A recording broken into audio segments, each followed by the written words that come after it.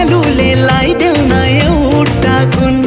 मायालुलाई लाइदेऊला कानमा सुन ऐचो पाइचो गर्न नि पाइन्न